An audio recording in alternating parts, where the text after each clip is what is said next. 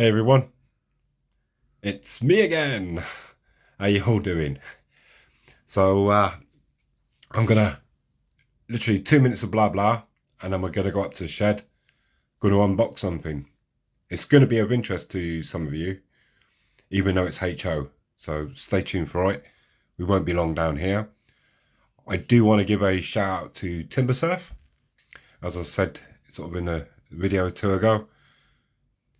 He sent me obviously I'll pay for him, but mate's price kind of thing, and either Timber can't count because he sent me a few more than I actually paid for. So I'm honestly, Timber, Tim, thanks very much. I really appreciate it. I'm going to put the link in the description to Timbscale 3D. So if you want to go and check him, check out these items, because a simple satellite dish like that, and look how it's already transformed. So I have a couple of guys having a beer or two. I haven't done them all. I've just popped on 3 at the moment, but I wanted to give you a close up. Really smart. Just very impressed. And to get them off the forget the name again. The supports. To get it off the supports was really easy. And like I said, everything's always my own work, because it's not just about testing myself, but it's if I can do it, then you guys can do it.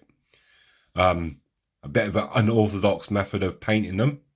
I didn't use a paintbrush.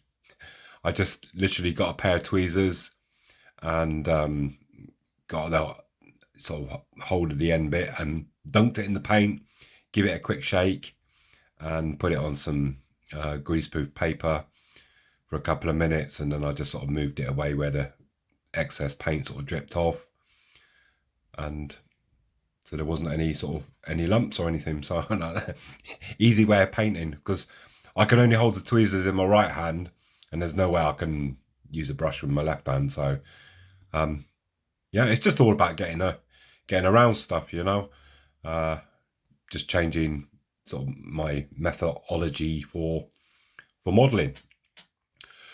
There's a couple of questions I just want to quickly answer, and then we'll go to the shed. One, that award that I got, I'm just really honestly honoured. Yes, it was awarded in 2019, but as I said, because I didn't quite explain it too well, they didn't have any ceremonies for the last sort of couple of years, so obviously I didn't receive the award, and I kind of forgot all about it. And because of the COVID, there wasn't any ceremonies or anything like that. So literally the award came through the post the day I uploaded the video. I was just, I nearly fell out of my chair. I hope that Jack Trigg is looking down on me and saying, yeah, that's well deserved. So, God rest his soul. So, yeah, really proud of, of receiving that and achieving that award. Is just, I say, I don't do this for money or glory or anything, but it's on the same note. It's, yeah, it was really sort of touching, basically. And the other thing is, I just want to say, I'm not in Poland just yet, because there's a few people are you in Poland? Not you in Poland? Or where you go?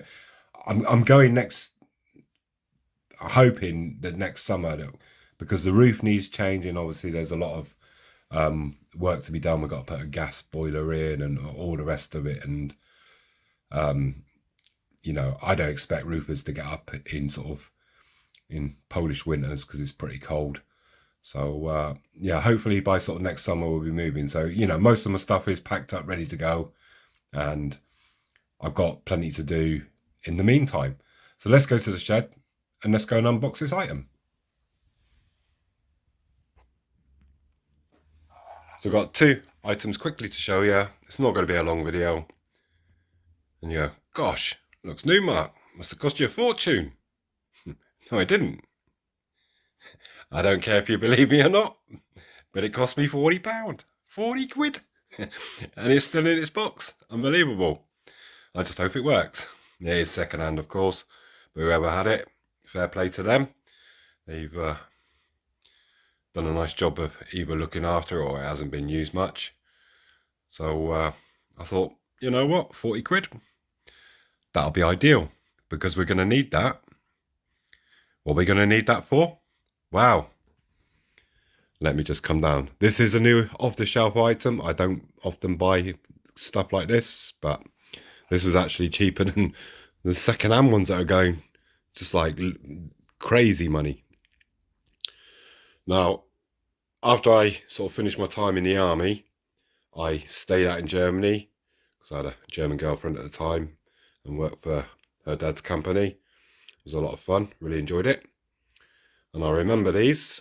I remember this livery because every Saturday night we'd go up to Dortmund clubbing and all that, as you do as a youngster. And Straßenbahn, Dortmund. So we only lived 30 minutes in a car sort of from, and it used to take us straight into the centre of Dortmund. And yeah, we used to go clubbing every Saturday. Straßenbahn, what's the Straßenbahn? Street train. Street train, in other words, means tram. So we got a new tram.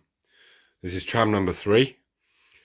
I've got another tram, but I haven't showed you guys. I'm not sure if it's motorised. I think it's motorised. I think I picked up for, this was before COVID, picked up for like 35 quid or something. It wasn't,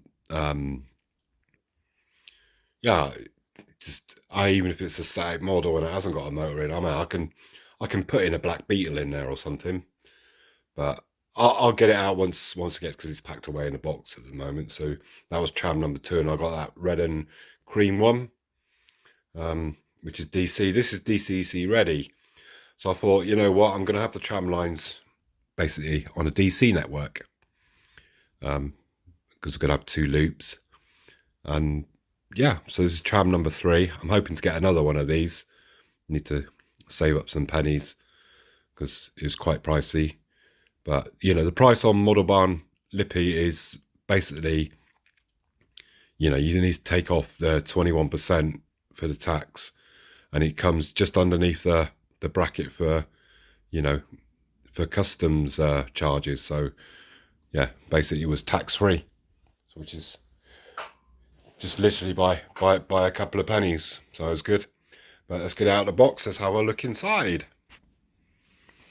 I know Rivarossi is part of Hornby, which is kind of cringing a little bit at, but just hope Hornby doesn't get involved and just takes any profit. But yeah, really nicely detailed, actually. Very nice. I think I'm definitely going to get another one of these in this livery. I do remember these from the day, because, you know, I lived out in Germany for, I think, just over 2 years once I got out of the army. Thoroughly enjoyed it. It's a lovely country. But yeah, it's really, really nice. So what I'm going to do, I'm going to pop it on the track. I'm going to try and figure out some way of connecting this, because it's all sort of DCC. I haven't got any other trains on there, so hopefully we can give it a couple of runs up and down. Just make sure everything's tickety-boo. So we've got it, even though a bit crudely, running. I'll show you in a second. Because, like I say, my layout's wired for DCC. So I'm just gonna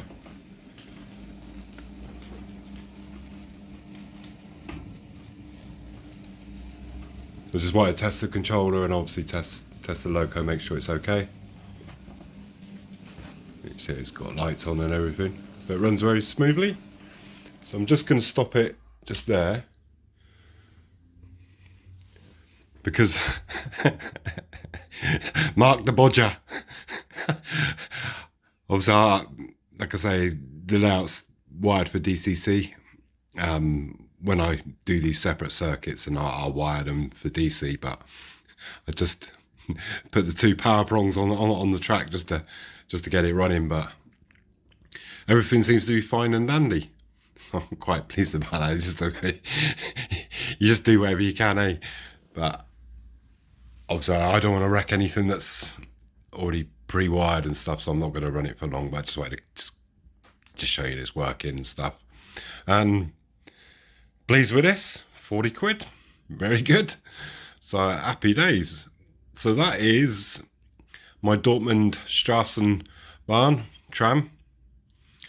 I do hope to get another one in the future, so we can have a couple of these running around. So I've got the red and cream one as well, and yeah, it'll be wired in for DCC in the city centre.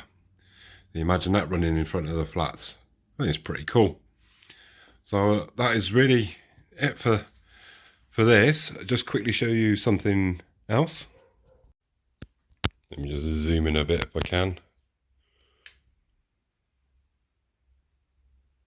So as you can see, I've rusted up the tracks. Looking very nice. And you can see all the different sort of shades.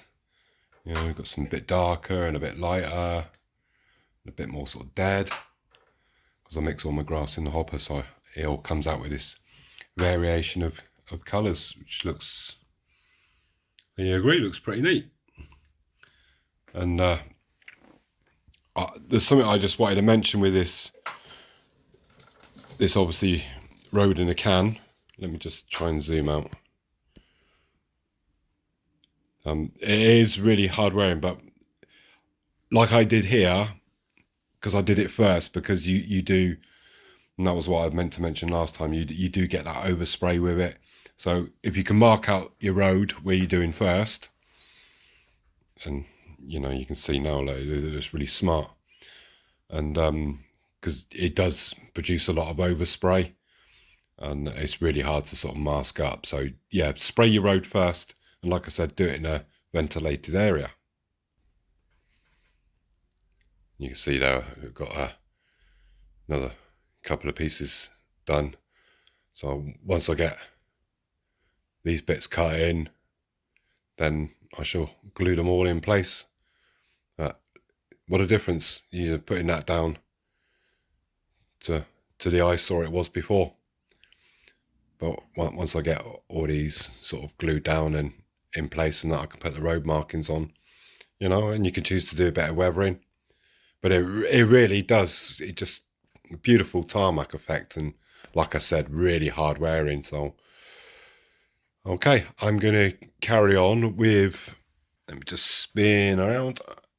I'm literally going to start, as soon as I've uploaded this video, I'm going to start this assault course area, and I've got a few tips and tricks with that as well. So yeah, I'll look forward to the next one, and I hope I'll see you there. Cheers now, guys. Bye bye. Take care.